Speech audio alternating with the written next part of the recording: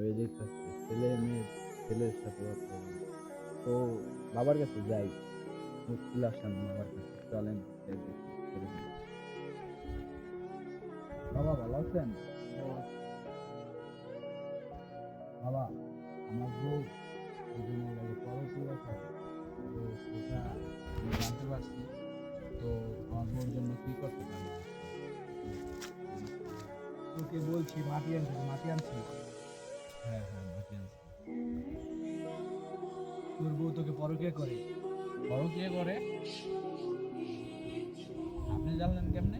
আমি সব জানি। তোর বউর নাম লামিয়া না? অবশ্যই।